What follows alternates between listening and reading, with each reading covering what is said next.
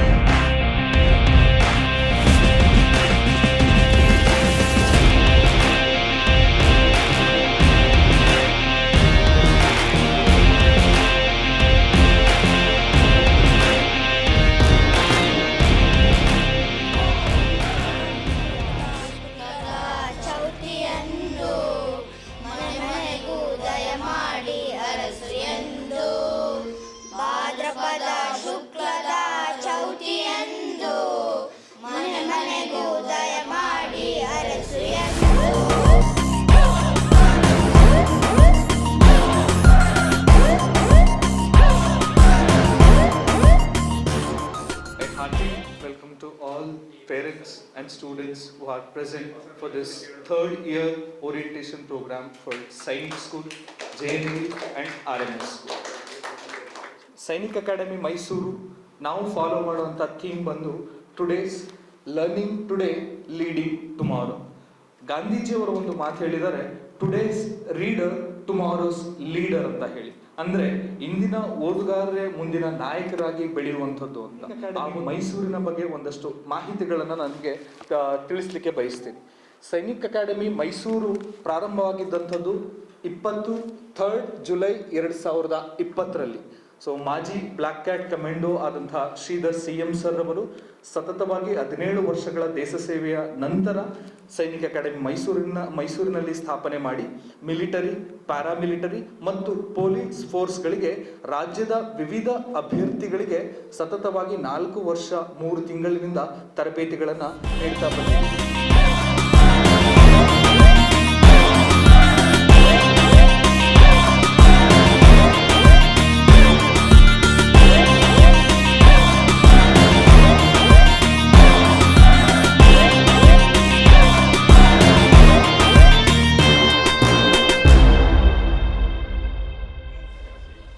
ಎಲ್ರಿಗೂ ನಮಸ್ಕಾರ. ನನ್ನ ಸಬ್ಜೆಕ್ಟ್ ಬಂದು ಮ್ಯಾಥ್ಸು. ಎಲ್ರಿಗೂ ಇಷ್ಟವಾದಂಥ ಸಬ್ಜೆಕ್ಟ್, ಹೌದು ಅಲ್ವಾ? ಎಲ್ರಿಗೂ ಇಷ್ಟವಾದಂಥದ್ದು. ಸೊ ಹಾಗಾಗಿ ಯಾಕೆ ಅಂತಂದರೆ ಮ್ಯಾಥ್ಸ್ ಇಲ್ಲದೆ ಇರೋಂಥ ಯಾವುದೇ ಒಂದು ಎಕ್ಸಾಮು ಇಲ್ಲವೇ ಇಲ್ಲ. ನೀವು ಯಾವುದೇ ಒಂದು ಸಣ್ಣ ಗ್ರೂಪ್ ಡಿಗೆ ಹೋಗ್ತೀನಿ ಅಂತಂದ್ರೂ ಕೂಡ ಮ್ಯಾಥ್ಸ್ ಇದ್ದೇ ಇರುತ್ತೆ. ಸೊ ಅದರಿಂದಲೇ ಅದನ್ನು ಅಂದರೆ ಯಾಕೆ ಆಗ್ತಾರೆ ಅಂತ ಅಂದರೆ, ಕಾಂಪಿಟೇಟಿವ್ ವರ್ಲ್ಡಲ್ಲಿ ಕಿತ್ತಾಕ್ಲಿಕ್ಕೆ ಕಾರಣ ಅದೊಂದೇ. ಬೇರೆ ಏನು ಕೊಟ್ಟರು ಬೇಕಾದ್ರೆ ಕಷ್ಟಪಟ್ಟು ಓದೋ ಬಹ್ಯಾಟ್ ಮಾಡೋ ಏನೋ ಮಾಡಿಬಿಡ್ತಾರೆ. ಬಟ್ ಮ್ಯಾಥ್ಸು ಅವ್ರು ಅಲ್ಲೇ ಇನ್ಸ್ಟೆಂಟು ತಲೆ ಓಡಿಸ್ಬೇಕು. ಇನ್ಸ್ಟೆಂಟ್ ತಲೆ ಓಡಿಸಿಲ್ಲ ಅಂತ ಹೇಳಿದ್ರೆ ಅವರು ಮಾಡಲಿಕ್ಕಾಗಲ್ಲ. ಸೊ ಇಲ್ಲಿ ಏನು ಸಿಲೆಬಸ್ ಬರುತ್ತೋ ಸೇಮ್ ಸಿಲೆಬಸ್ ಇರುತ್ತೆ. ನೀವು ಯಾವುದೇ ಇದಕ್ಕೋಗ್ಲಿ, SSCಗೆ ಹೋಗಲಿ ಅಥವಾ ಸೈನಿಕ್ ಸ್ಕೂಲ್ ಬರಲಿ, ನವೋದಯಕ್ಕೆ ಬರಲಿ ಅಥವಾ ಯಾವುದೇ IASಗೆ ಹೋದ್ರೂ ಕೂಡ ಸೇಮ್ ಸಿಲೆಬಸ್ಸೇ. Number system, average, simple interest, compound interest, ಈ ಮೆನ್ಸುರೇಷನ್ನು, ಇದೇ ಸಿಲೆಬಸ್ಸು. ಬಟ್ ಟಫ್ನೆಸ್ ಲೆವೆಲ್ನಲ್ಲಿ ನೀವು ಹೆಂಗೆ ಬೇಕಾದ್ರೂ ಮ್ಯಾನ್ಯುಲೇಟ್ ಮಾಡ್ಕೋಬೋದಂತ ಒಂದು ಸಬ್ಜೆಕ್ಟ್. ಇರಷ್ಟೇ ಏನಾಗುತ್ತೆ, ಲೆವೆಲ್ ಆಫ್ ಟಫ್ನೆಸ್ ಏನಾಗ್ತಾ ಹೋಗುತ್ತೆ, ಚೇಂಜ್ ಆಗ್ತಾ ಹೋಗುತ್ತೆ. ನನಗೆ ಯಾಕಪ್ಪ ಮ್ಯಾಥ್ಸ್ ಇಷ್ಟ ಅಂತ ಹೇಳಿದ್ರೆ, ಅದು ಯಾವಾಗಲೂ ಕೂಡ ತಲೆನ ಓಡಿಸ್ತೋ ಅಂತ ಕೆಲಸ. ಅದು ಯಾವುದೋ ಬೇರೆದೊಂದು ಸರಿ ಓದಿದ್ದೀನಿ ಅಂದರೆ ಅದು ಓದಿದ್ದೀನಿ ಬಿಡು ಅಂತ ಬಿಡ್ಬೋದು. ಬಟ್ ಮ್ಯಾಥ್ಸ್ ಏನಪ್ಪ ಅಂತ ಹೇಳಿದ್ರೆ ಪ್ರತಿದಿನ ಹೊಸ್ದು. ಪ್ರತಿದಿನ ಹೊಸ್ತು. ಯಾವುದೋ ಒಂದು ಪ್ಲೇಸ್ಗೆ ನೀವು ಒಂದು ಸರಿ ನೋಡ್ಕೊ ಬಂದಿದ್ದೀರಾ ಅಂತ ಅಂದರೆ ಮತ್ತೆ ಅಲ್ಲಿಗೆ ಹೋಗ್ಲಿಕ್ಕೆ ಬೇಜಾರು. ಅದು ಬೇರೆ ಸಬ್ಜೆಕ್ಟ್ಗಳ ಥರ. ಅಂದರೆ ಬೇರೆ ಸಬ್ಜೆಕ್ಟ್ಗಳು ಬೇಕೇ ಬೇಕು. ಬಟ್ ಈ ಮ್ಯಾಥ್ಸ್ ಏನಪ್ಪ ಅಂತ ಹೇಳಿದ್ರೆ ಪ್ರತಿದಿನ ಬೇರೆ ಬೇರೆ ಕಡೆ ಹೋದಂಗೆ ಒಂದೊಂದು ಪ್ರಾಬ್ಲಮ್ ನೋಡಿದರೆ ನೆಕ್ಸ್ಟ್ ಅದು ಇನ್ನೊಂದು ಥರ ಪ್ರಾಬ್ಲಮ್ ಕೊಡ್ಬೋದು, ಅದು ಇನ್ನೊಂದು ಥರ ಪ್ರಾಬ್ಲಮ್ ಕೊಡ್ಬೋದು, ನಂಬರ್ಗಳು ಚೇಂಜ್ ಮಾಡ್ಬೋದು. ಮತ್ತೆ ಹೊಸದಾಗಿ ನಾವು ತಲೆ ಓಡಿಸ್ಬೇಕೇ ಹೊರತು ಯಾವುದೋ ಒಂದು ಪ್ರಾಬ್ಲಮ್ ಕಲಿತು ಅದೇ ಪ್ರಾಬ್ಲಮ್ ಎಲ್ಲ ಕಡೆ ಅಪ್ಲೈ ಮಾಡಲಿಕ್ಕೆ ಆಗಲ್ಲ. ಸೊ ಹಂಗಾಗಿ ಇದು ಮೈಂಡ್ನ ಕ್ರಿಯೇಟಿವ್ ಆಗಿಡುತ್ತೆ ಮ್ಯಾಥ್ಸು. ಸೊ ಹಂಗಾಗಿ ನನಗೆ ತುಂಬ ಇಷ್ಟವಾದಂಥ ಸಬ್ಜೆಕ್ಟ್ ಅಂತ ಹೇಳಿದ್ರೆ ಮ್ಯಾಥ್ಸ್. ಬೇರೆ ಸಬ್ಜೆಕ್ಟ್ಗಳೆಲ್ಲ ಮಾಡ್ತೀನಿ, ಬಟ್ ತುಂಬ ಇಷ್ಟವಾದಂಥದ್ದು ಮ್ಯಾಥ್ಸು. ಆ ಮ್ಯಾಥ್ಸ್ನ ನಾನು ಇದು ಮಾಡಿರೋದ್ರಿಂದ ಚಾಲೆಂಜಿವ್ ಆಗಿ, ಈ ಎಕ್ಸಾಂಪಲ್ಗೆ ಸರ್ ಹೇಳಿದ್ರು 2 ಲ್ಯಾಂಗ್ವೇಜ್ ಅಂತ, ನಾನು 8 ಲ್ಯಾಂಗ್ವೇಜ್ ಕಲ್ತ್ಕೊಂಡಿದ್ದೀನಿ. ಯಾಕೆ ಅಂತಂದರೆ ಕಲಿಬೇಕು ಅಂತ ಆಸೆ. ನನಗೆ ಉರ್ದು ಕಲಿಬೇಕು ಅನ್ನಿಸ್ತು, ಬಟ್ ಚಾಲೆಂಜ್ ಅನ್ನಿಸ್ತು. ಅದು ಕಲಿಯೋಕ್ಕಾಗಲ್ಲ ಅನ್ನಿಸ್ತು. ಆದರೆ ನಾನು ಅದು ಬಿಡಲಿಲ್ಲ. ಸೋಮವಾರ ಶುರು ಮಾಡಿ ಶುಕ್ರವಾರಕ್ಕೆ ಅದನ್ನ ಕಲಿತು ಒಬ್ಬರು ಮುಸ್ಲಿಂ ಎದುರುಗಡೆ ಓದಿದ್ದೆ. My name is Raghu and I am an engineering graduate. So after completed my engineering, I worked for a couple of IT companies. So after that, I just thought of preparing for civil service. I'm preparing for civil service. Now I just thought of sharing my knowledge to this young generation. So from the past 4 years, I have been working as an educator, particularly as English and geography are my major subjects. Graduation complete ಆಗಿದೆ, 5 ಇಯರ್ಸಿಂದ ಆಗಿದೆ. ಅದಾದಮೇಲೆ ನಾನು competitive field ಬಂದೆ UPSCಗೆ. ಅದಾದ ನಂತರ ನನಗೆ ಸ್ಯಾಮ್ನಲ್ಲಿ Sridhar sir ನನಗೆ ಅವಕಾಶ ಕೊಟ್ಟಿದ್ದಾರೆ ಟೀಚರ್ ಆಗಿ ಮಾಡೋದಕ್ಕೆ. ಆಲ್ಮೋಸ್ಟ್ ನಾನು ಇಲ್ಲಿಗೆ ಬಂದು 7 ಮಂತ್ಸ್ ಆಯಿತು. ನಾನು ಪರ್ಟಿಕ್ಯುಲರ್ ಆಗಿ ಅಂದರೆ SSC ಆಗಿರ್ಬೋದು, ND ಆಗಿರ್ಬೋದು, ಸೈನಿಕ್ ಸ್ಕೂಲ್ ಆಗಿರ್ಬೋದು, ಡಿಫ್ರೆಂಟ್ ಸಬ್ಜೆಕ್ಟ್ ತೊಗೋತಾ ಇದ್ದೀನಿ. ಅಂದರೆ ನಮ್ಮ ಕಾಂಪಿಟೇಟಿವ್ ಎಕ್ಸಾಮ್ಸಲ್ಲಿ ಎಲ್ಲ ಸಬ್ಜೆಕ್ಟ್ ಓದಬೇಕಾಗಿರೋದ್ರಿಂದ ನಮ್ಮದು ಫ್ಲೆಕ್ಸಿಬಿಲಿಟಿ ಇರುತ್ತೆ. ಆದ್ದರಿಂದ ಸರ್ರು ನಮಗೆ ಓಕೆ ಮಕ್ಕಳಿಗೆ ನೀವು ಯಾವುದ್ರಲ್ಲಿ ಸ್ಪೆಷಲ್ ಐಡೆಂಟಿಫೈ ಮಾಡಿ ನಮಗೆ ಪರ್ಟಿಕ್ಯುಲರ್ ಸಬ್ಜೆಕ್ಟ್ ಅಂತ ಕೊಟ್ಟಿದ್ದಾರೆ. ಅದರಲ್ಲಿ ಎಲ್ಲರೂ ಅಂದ್ಕೊಂಡಂಗೆ ಏನಿದು ಇಂಟೆಲಿಜೆನ್ಸ್ ಅಷ್ಟೊಂದು ನಮಗೆ ಬುದ್ಧಿ ಇರಬೇಕಾ ಏನು ಅಂತ ಎಲ್ಲ ಯೋಚನೆ ಮಾಡ್ತಾ ಇರ್ತಾರೆ. ನಾವು ಇದನ್ನ ಜನರಲ್ ಇಂಟೆಲಿಜೆನ್ಸ್ ಮತ್ತೆ ರೀಸನಿಂಗ್ ಅಂತ ಕರಿತೀವಿ. ಇದು ಪ್ರತಿಯೊಬ್ಬರು ಬರೀ ಕಾಂಪಿಟೇಟಿವ್ ಆಗಲಿ ಅಥವಾ ಮಕ್ಕಳೇ ಕಲಿಬೇಕು, ಸ್ಟೂಡೆಂಟ್ಸೇ ಕಲಿಬೇಕಂತಲ್ಲ. ಪ್ರತಿಯೊಬ್ಬರು ಪೇರೆಂಟ್ಸು ಅರ್ಥ ಮಾಡ್ಕೊಳ್ಳೋ ಇದೊಂದು ಸಬ್ಜೆಕ್ಟ್. ಯಾಕಂದ್ರೆ ನಾವೆಲ್ಲೋ ಒಂದು ಕಡೆ ಹೋಗ್ತೀವಿ, ಯಾವುದೋ ಒಂದು ಸಿಚುವೇಶನ್ಸ್ ಇರುತ್ತೆ, ಏನೋ ಒಂದು ಸಿಂಪಲ್ ಆಗಿರುತ್ತೆ, ಓಡಾಡಬೇಕು, ಮಾಡಬೇಕು, ಮೇಂಟೆನೆನ್ಸ್ ಮಾಡಬೇಕು. ಇದೆಲ್ಲ ಇಂಟೆಲಿಜೆನ್ಸ್. ನಮಗೆ ಅಲ್ಪ ಸ್ವಲ್ಪ ಬುದ್ಧಿ ಇದ್ರೆ ಓಕೆ ನಾವು ಇದನ್ನ ಮಾಡ್ಬೋದು ಅಂತ ಒಂದು ತೋರಿಸ್ಕೊಡ್ಬೋದು ನಾವು ಇದರಲ್ಲಿ. GK ಅಥವಾ ಜನರಲ್ ನಾಲೆಡ್ಜ್ ಅಂತಕ್ಕಂಥದ್ದು ಸರ್ ಹೇಳಿದಂಗೆ ಒಂದು ಜ್ಞಾನ ಭಂಡಾರನೇ ಸರಿ.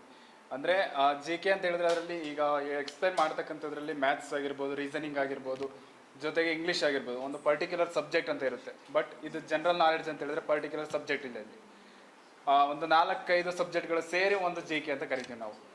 ಓಕೆ, ಅದರಲ್ಲಿ ಬರ್ತಕ್ಕಂಥದ್ದು ಮೊದಲನೇದಾಗಿ ಇತಿಹಾಸ ಅಥವಾ ಹಿಸ್ಟ್ರಿ ಅಂತ ಹೇಳಿ ಹಿಸ್ಟ್ರಿ ಸಿಲೆಬಸ್ ಬರ್ತಕ್ಕಂಥದ್ದು. ಸೊ ಇತಿಹಾಸದಲ್ಲಿ ಸರ್ ಹೇಳ್ದಂಗೆ ಫಸ್ಟೇ ಇತಿಹಾಸದಲ್ಲಿ ಗೋಲ್ಡ್ ಮೆಡಲಿಸ್ಟ್ ಆಗಿದ್ದೀನಿ. ಜೊತೆಗೆ ಎಸ್ಪೆಷಲಿ ಅಂತಂದರೆ ಮಿಡಿವಲ್ ಹಿಸ್ಟ್ರಿ ಅತ್ಯಂತ ಕಷ್ಟವಾದಂಥ ಸಬ್ಜೆಕ್ಟು. ಯಾಕೆಂತ ಹೇಳಿದ್ರೆ ಅರಬಿಯನ್ಸ್ ದಾಳಿಯನ್ನು ಮಾಡಿ ಅದೇನು ಮಾಡ್ತಾರೆ ಅಂತ ಹೇಳಿದ್ರೆ ಕೆಲವೊಂದು ಇಂಪ್ಲಿಮೆಂಟ್ಸ್ಗಳನ್ನ ಮಾಡ್ತಾರೆ. ಸೊ ಅದು ವರ್ಡ್ಸ್ಗಳು ತುಂಬ ಕಷ್ಟ ಇರುತ್ತೆ. ಫಾರ್ ಎಕ್ಸಾಂಪಲ್ ಹೇಳಬೇಕು ಅಂತ ಹೇಳಿದ್ರೆ ಜಿಲ್-ಇ-ಇಲಾಹಿ ಅಂತ ಕರಿತೀವಿ. ಜಿಲ್-ಇ-ಇಲಾಹಿ ಅಂತ ಹೇಳಿದ್ರೆ ನಮ್ಗೆ ಏನು ಗೊತ್ತು? ಸೊ ಅದ್ರ ಕನ್ನಡ ಅರ್ಥ ಬಂದು ನಾನೇ ದೇವರು ಅಂತ. ನನ್ನ ಹೆಸರು ಮಾನಸ. ಲಾಸ್ಟ್ ಇಯರ್ BE ಕಂಪ್ಲೀಟ್ ಮಾಡಿದ್ದೀನಿ. ಇಲ್ಲಿಗೆ ಬಂದು 4 ಮಂತ್ಸ್ ಆಯಿತು. ಆ್ಯಸ್ ಅ ಕ್ಯಾಂಡಿಡೇಟ್ ಆಗಿ ಬಂದೆ. ನಾನು ಕೂಡ ಕಾಂಪಿಟೇಟಿವ್ ಎಕ್ಸಾಮ್ಸ್ಗೆ ಪ್ರಿಪೇರ್ ಆಗ್ತಿದ್ದೆ.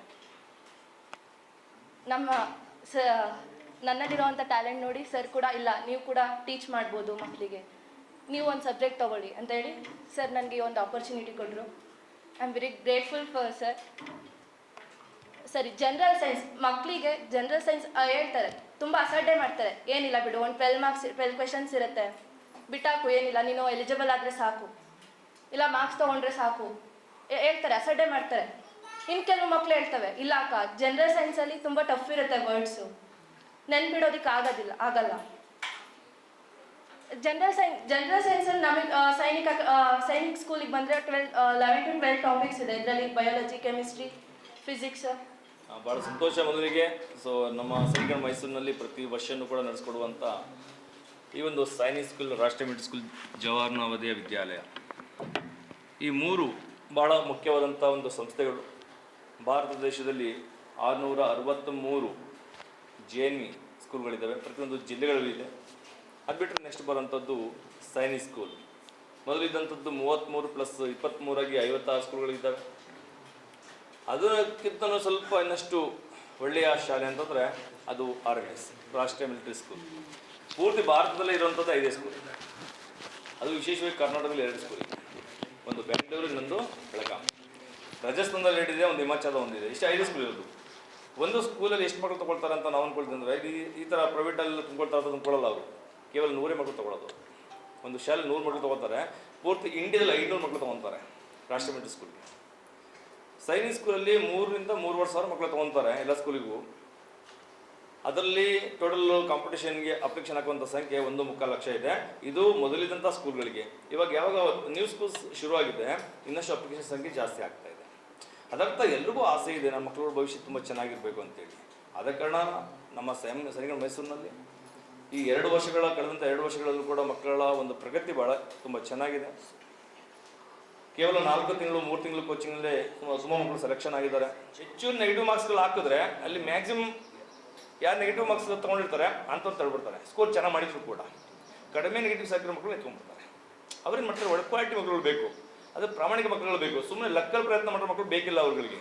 ಅದನ್ನೆಲ್ಲ ಅಬ್ಸರ್ವ್ ಮಾಡ್ತಾರೆ. ಹೋಮ್ ಶೀಟ್ ಅಂತಂದರೆ ಟಿಕ್ ಮಾಡ್ಬಿಟ್ಟು ಪಾಸ್ ಆಗ್ಬಿಟ್ಟೆ. ಅದ್ರಲ್ಲಿ ಯಾರೋ 1000 ಮಕ್ಕಳಲ್ಲಿ ಯಾರೋ ಒಬ್ರು ಚೆನ್ನಾಗಿರುತ್ತೆ ಅಷ್ಟೇ, ಎಲ್ಲರಿಗೂ ಇರಲ್ಲ ಅದನ್ನು. ಓಕೆ, ನೆಕ್ಸ್ಟ್ ಇನ್ನು ನಾನು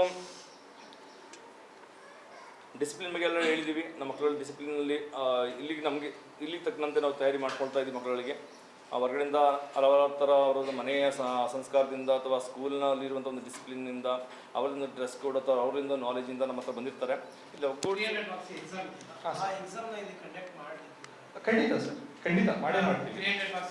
ಹೌದು ಹೌದು, ನಮ್ಮ ಪ್ಲಾನ್ ಇರೋದೇ ಅದು. ಸೇ ಫಾರ್ ಎಕ್ಸಾಂಪಲ್ ಈಗ 4 ತಿಂಗಳ ಕೋರ್ಸ್ ಅಂತ ಇದ್ರೆ 3 ತಿಂಗಳಿಗೆ ಸಿಲೆಬಸ್ ಅನ್ನ ಮುಗಿಸಿ ನೆಕ್ಸ್ಟ್ 1 ಮಂತ್ ಏನಿದೆ 15 days revision, first half revision ಇರುತ್ತೆ, ಇನ್ನು ಸೆಕೆಂಡ್ ಹಾಫ್ ಬಂದು ಟೆಸ್ಟ್ ಸೀರೀಸ್ ಇರುತ್ತೆ. ಟೆಸ್ಟ್ ಸೀರೀಸ್ ಅಂತ ಹೇಳಿದ್ರೆ ಮಾಕ್ ಟೆಸ್ಟ್ ಅಂತ ಮಾಡ್ತೀವಿ.